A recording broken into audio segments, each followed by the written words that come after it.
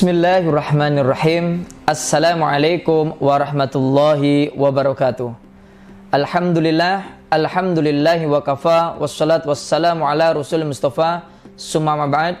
Ikhwani wa akhwati arsyadakumullah hayatakum. Alhamdulillah, pada kali kesempatan ini kami akan menyampaikan tutorial untuk tajhizul mayyit, yaitu tutorial merawat jenazah. Di dalam agama Islam, kita memiliki kewajiban terhadap muslim yang lain. Salah satu kewajiban itu yaitu adalah tajhizul mayyit atau merukti jenazah.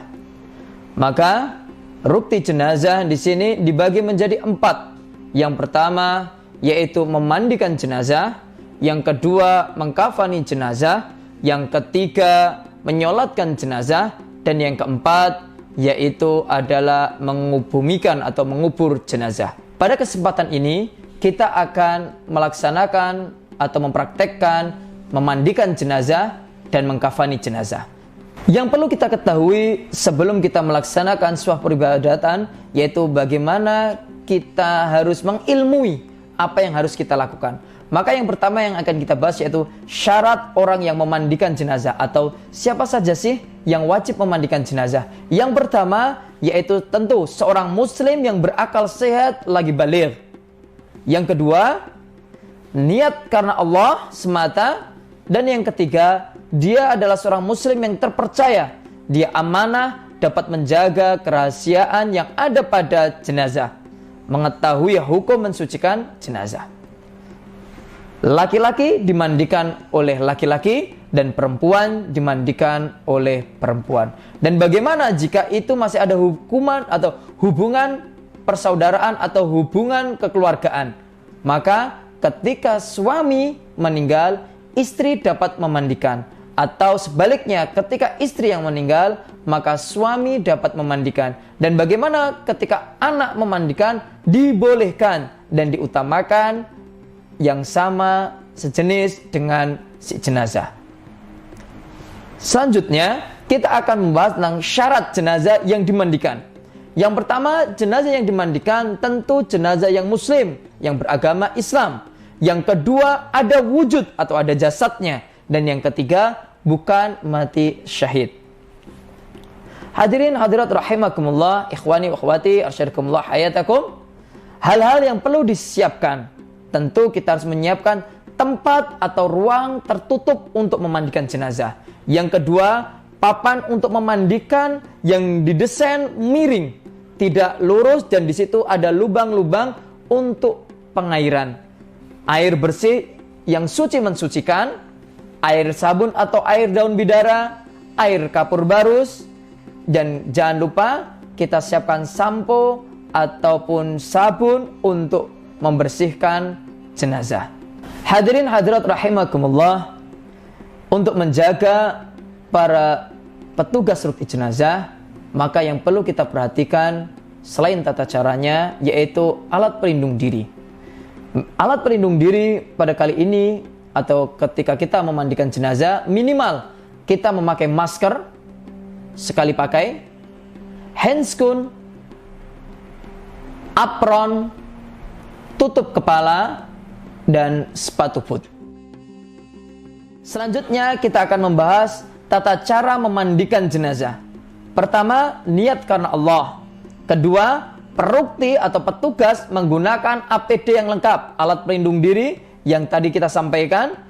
Yang ketiga, jenazah ditempatkan di tempat pemandian yang tertutup, membujur ke utara, kepala di utara, kaki di selatan.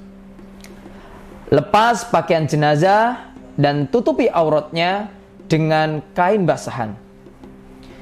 Perutnya diurut atau ditekan dari atas ke bawah agar kotoran tuntas keluar.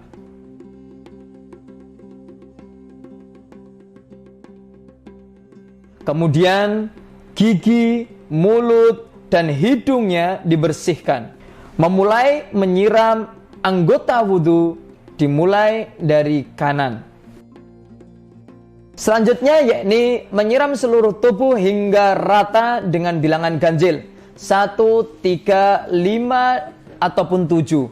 Tentu sesuai dengan kebutuhan masing-masing. Selanjutnya, menggosok seluruh tubuh dengan air sabun dan mengkramasi jenazah di kepalanya dengan sampo.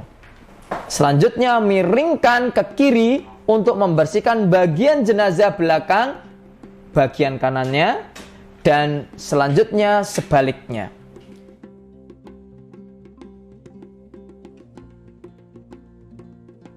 Bersihkan kuku-kuku, baik kuku-kuku yang ada di tangan maupun yang ada di kaki. Menyiram seluruh tubuh dengan air bersih hingga merata. Tentu sudah tidak terlihat dan tidak ada sabunnya lagi. Menyiram dengan daun bidara atau dengan air kapur barus untuk yang terakhir kalinya. Selanjutnya, setelah kita bilas itu tadi, sudah kita siram dengan air daun bidara atau air kapur barus, maka kita keringkan jenazah dengan handuk yang bersih. Maka ketika jenazah masih mengeluarkan cairan, boleh kita tutupi atau kita sumpali dengan perban ataupun plastik karena kondisi darurat.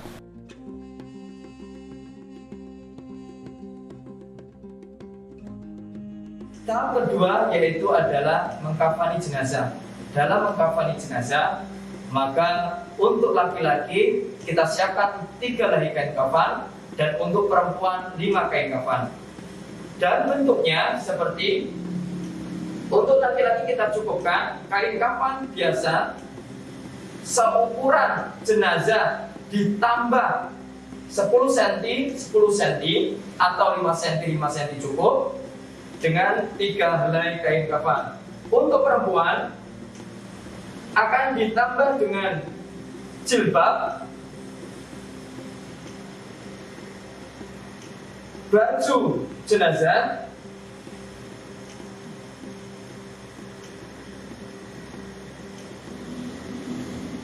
ditambah dengan basahan, dan jangan lupa menyiapkan tali pocong.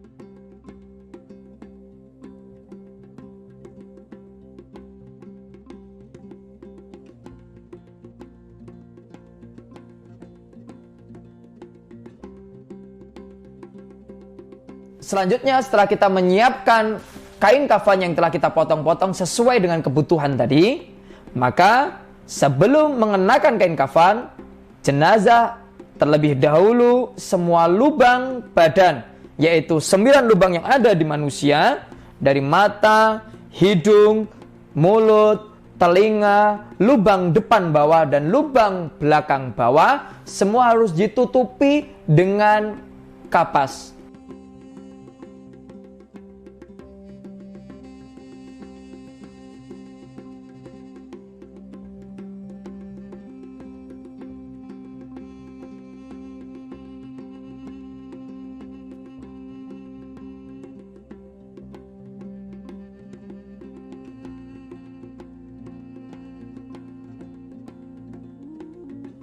Selanjutnya ditaburi dengan wewangian yang bisa seperti kapur barus atau kayu cendana dan lain sebagainya.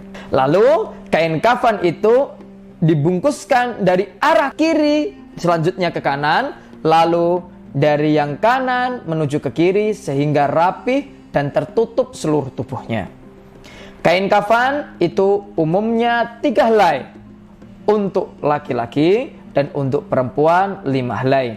Kemudian 2 ujungnya dibungkus, di tengah-tengahnya diikat dengan 7 tali hidup atau 7 tali wangsul di sebelah kiri jenazah atau di sebelah tangan jenazah bagian kiri.